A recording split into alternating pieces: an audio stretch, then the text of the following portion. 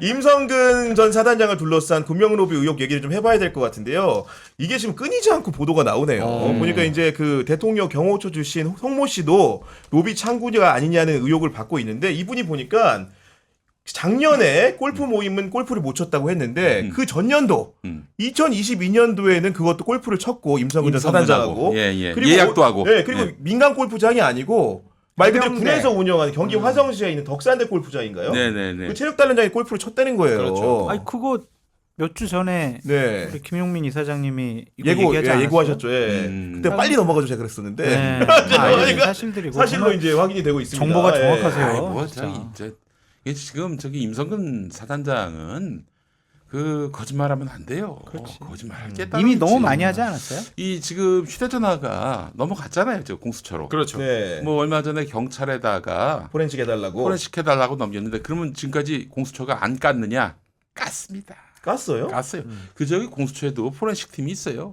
예, 이미 봤는데 이제 다만 증거로서의 어떤 권위를 얻으려면은 경찰 결과를 받아야 된다고 하더라고요. 그래서 이미 다 파악을 했는데. 저 너무 허망한 짓을 안 했으면 좋겠어요.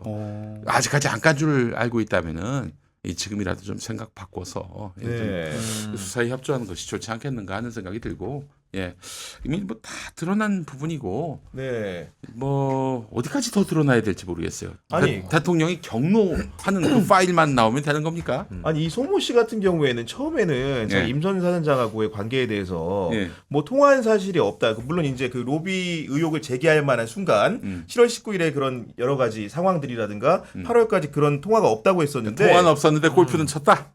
물론 이제 골프는 당시 작년에 성사가 안 됐고, 근데 이제 뭐냐면 기본적으로 통화 녹취 이제 그 공익 신고자 통화 내용을 보니까 그 기간 안에 나는 사단장만 잘 살피고 있다. 내가 통화도 하고 그랬다는 얘기를 한 거예요. 그러면서 어떤 경우가 와도 도의적 책임은 지지만 사표는 내지 말라고, 그러니 자기도 그건 생각하지 않고 있다고 했다. 이런 전언까지 해줍니다.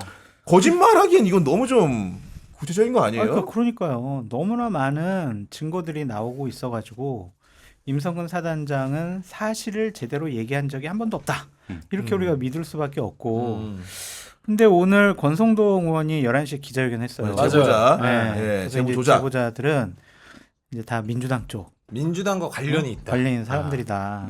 예를 들면 송모 씨 같은 경우에는 이재명 당시 대선 후보를 지지한 사람이고 팬클럽 발기인에다가 그렇죠. 경호 책임자였다. 문재인 정부 때 경호처에 있었던 거죠. 청와대 경호처. 박근혜 정부 때 있다가 음주 때문에 뭐 잘리려고 했는데 문재인 정권 때 나왔다 이런 얘기도 하고, 공익 제보자인 그 김 변호사에 대해서는 뭐 김광진 의원 보좌관도 하고 그렇죠. 이번에 서대문에 경선에 출마했던 사람이다.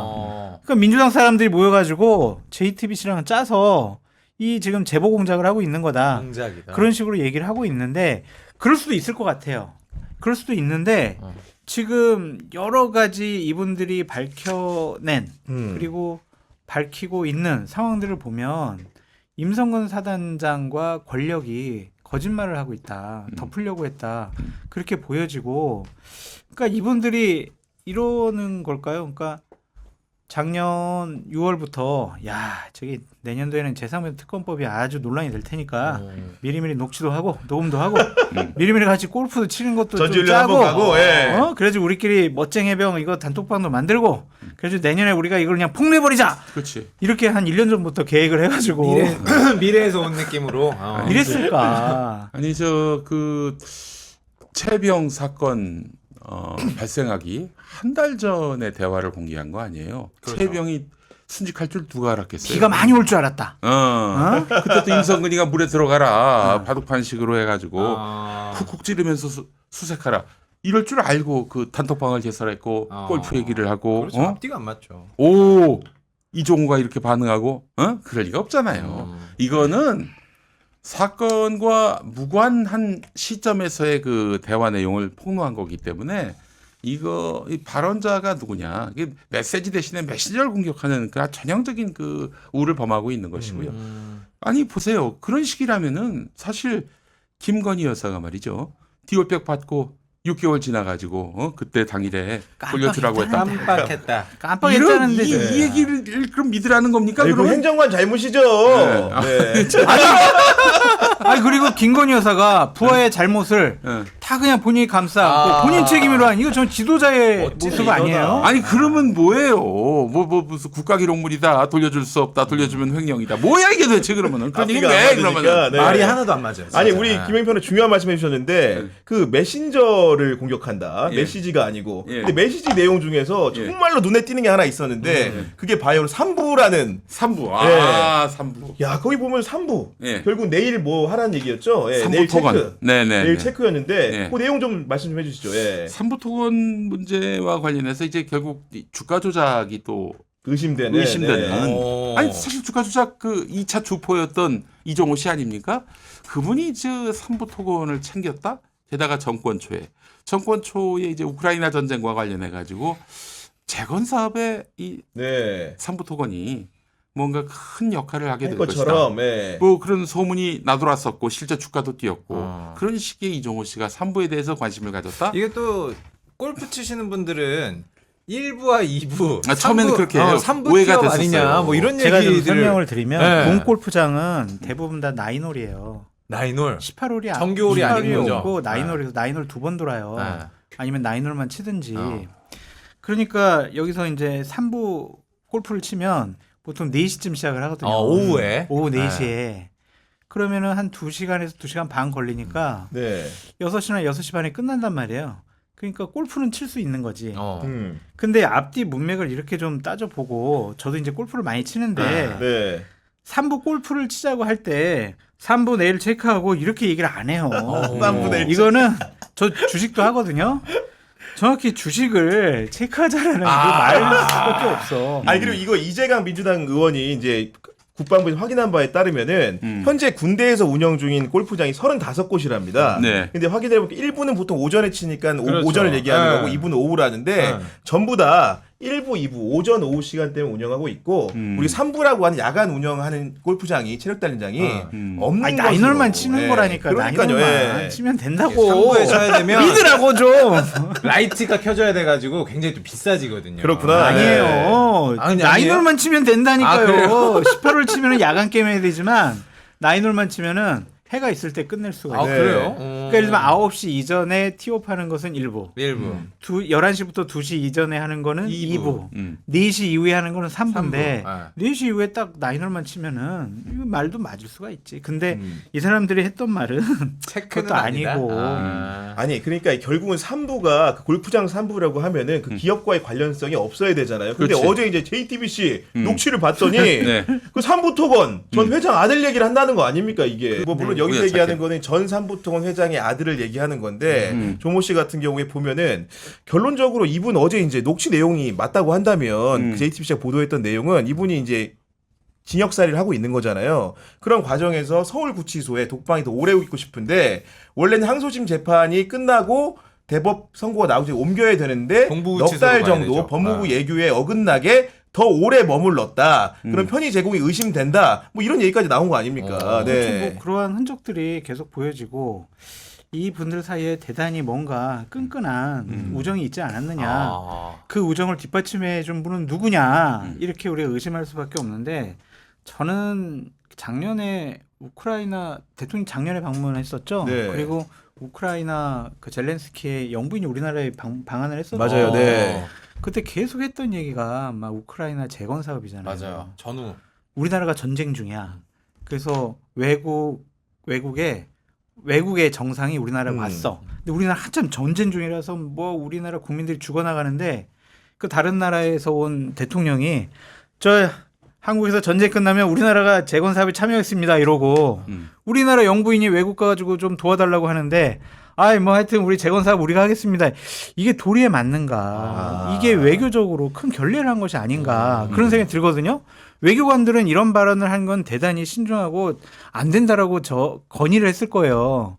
근데 이런 얘기를 하면서 당시에 건설주들이 팍 올라간 거는 아. 주가 조작을 위해서 뭔가 움직인 거 아니야? 이런 의심도 할 수밖에 없잖아요. 그 3부 토건 얘기를 넘어서 이 얘기도 좀 마무리하면서 해봐야 될 것 같습니다. 네. 김건희 여사 네. 그렇죠. 그 명품백 관련해가지고 변호인이 이제 입장을 내기 시작을 했는데 네. 그게 좀 하나하나가 좀 약간 납득이 좀 잘 안 가잖아 허재무 씨. 그러니까요. 뭐 기분을 상하게 네. 하면 안 되고 깜빡하고 이게 이런 게 말이 됩니까? 그 지금도 진짜? 기분 상하지 않게 하세요. 스토커가 뭡니까 스토커가? 아니 최재형 목사가 무슨 스토커야? 자기가 만나자는 시간에 만난 건데, 무슨 그 스토커라면은 만나기 싫은데 나타나가지고 만나달라. 이게 스토커 아닙니까? 네. 제가 알고 있기로는.